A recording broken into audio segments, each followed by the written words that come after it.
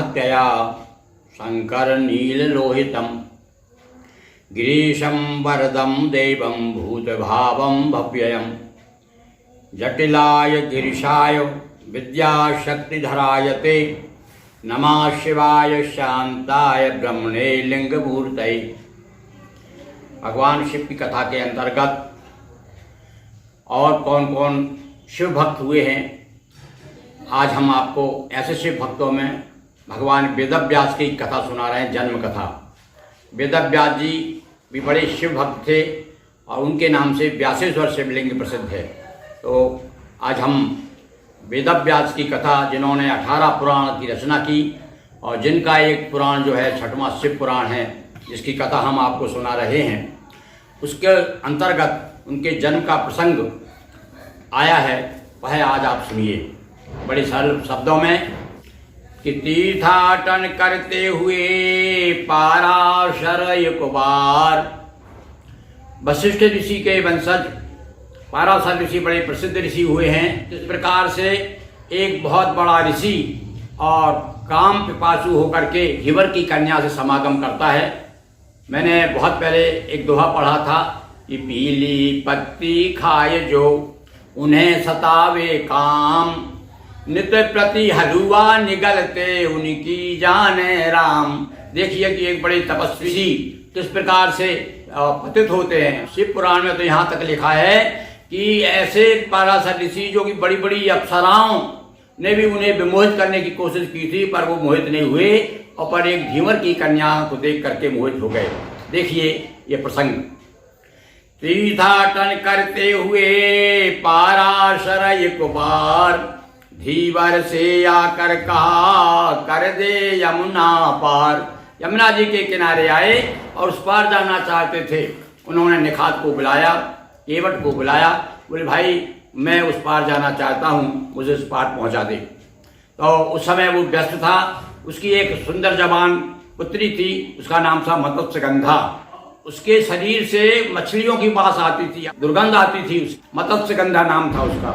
हमारे पाराशर ऋषि जो है यमुना के किनारे खड़े हुए हैं और केवट से कह रहे हैं कि हाँ भाई केवट, कबीर ने भी एक जगह कहा है कि यदि पार उतरना चाहिए केवट से मिलकर रहिए, जब धार उतर गए पारा फिर कौन है रोकन बारा। तो यहाँ पर वही प्रसंग स्थित हो रहा है कि पाराशर ऋषि कह रहे हैं कि भाई मुझे उस पार जाना है। वो निखात राज जो था व्यस्त था, उसने अपनी पुत्री को भेज दिया। तो पाराशर यमुना तट आकर बोले धीवर के ढिंग जाकर, शीघ्र अपनी नौका लाओ यमुना के उस तट पहुँचाओ। सुता मत्स्यगंधा पहुँचाई पाराशर समीप जब आई। कैसी थी वो कि सूर्यकांत सी तन उज्ज्वलता, बड़ी सुंदर थी वो, सूर्यकांत जैसी उज्ज्वलता बताई है पुराण ने कि सूर्यकांत जैसी उज्ज्वलता और इसी मोहित भय लख सुंदरता। चली नाव पहुंची मझधारा पाराशर ने रूप निहारा। काम विवश मुनि हुए विमूढ़ा वचन मत्स्यगंधा के गूढ़ा। और उन्होंने उसका हाथ पकड़ लिया, काम के विवश हो गए। वो समझाती है, वो ज्ञान दे रही है। देखिए आप धीवर की कन्या क्या कहती है कि अरे हो वशिष्ठ कुल के मुनि ज्ञानी, और देख तुम्हें मुझको हैरानी। बड़ा आश्चर्य हो रहा है, अरे तुम ब्राह्मण कुल में तुम्हारा जन्म हुआ है, तुम वशिष्ठ के वंशज हो और तुम कैसे ऋषि हो, तुम मुझ जैसी एक धीवर की कन्या पर मोहित हो गए हो। ब्राह्मण होकर भी हो कामी और भूल गए अपनी बदनामी। संसार में जब तक तुम्हारा नाम रहे बदनाम करेंगे, निंदा करेंगे, तुम कैसे ब्राह्मण हो।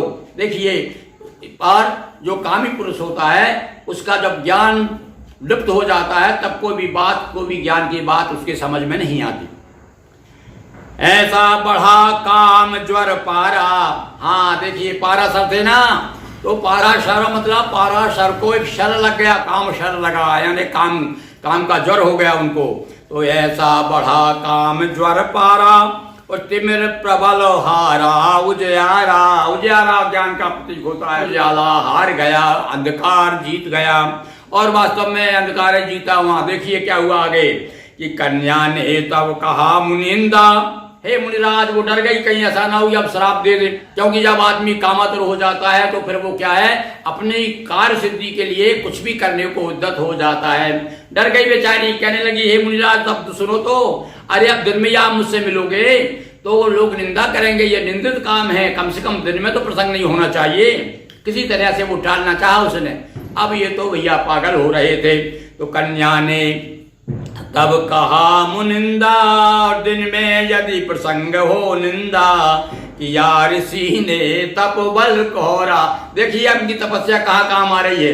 भाई देखो आपके पास में धन है, उसको अच्छे कामों में भी लगा सकते हो, बुरे कामों में भी लगा सकते हो। अबे तपस्या के बल से इन्होंने अपने काम सिद्धि के लिए कोहरा उत्पन्न कर दिया।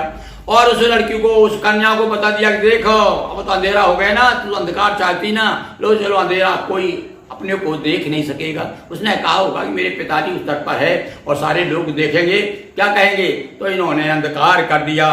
किया समागम खुश हो ज्ञानी, बने बाद में यो वरदानी। और भैया अपनी इच्छा पूर्ति की, काम पूर्ति करने के बाद में, और अब जो बड़े महात्मा बन के कहते हैं मैं बड़ा प्रसन्न हूं तुमसे, वरदान मांग लो और देख तुझे ऐसा पुत्र होगा, सारे संसार में उसका नाम होगा, वेदों का विभाग करेगा, वेद व्यास कहलाएगा और 18 पुराणों का रचनाकार होगा, ऐसा पुत्र होगा और तेरी बदनामी नहीं होगी और तू जो है कन्या के रूप में मानी जाएगी। तप का बल देखा संसारा और धीवर कन्या सुतवा प्यारा।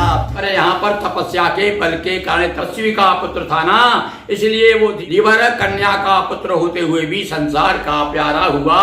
और आज हम भी सब नमस्कार करते हैं। और सबसे पहले जब भी पुराण का वाचन होता तो हम कहते हैं नारायणम नमस्कृत नरम चैव नरोत्तमम। नरों में उत्तम माने जाते हैं वेद व्यासी। वेद विभाग किए बन सिद्धा, उनके वरदान के कारण वेद व्यास जी ने वेदों के विभाग किए। कहते पहले वेद एक ही था, उसके 4 विभाग किए, ऋग्वेद यजुर्वेद सामवेद अथर्ववेद, इस प्रकार से 4 विभाग किए। और वेद विभाग इसलिए उनके साथ में वेद शब्द जुड़ गया, इसलिए वेद व्यास कहते हैं उनको, व्यास नाम है उनका। तो वेद विभाग किए बन सिद्धा और रच पुराण भय व्यास प्रसिद्धा। अब इसके पीछे भी भगवान शिव की भक्ति है। जब वेद व्यास जी ने बड़ी तपस्या की भगवान शिव की, व्यासेश्वर भगवान का शिवलिंग की स्थापित करके जब पूजन किया, धीवर कन्या से लिया और जन्म व्यास भगवान।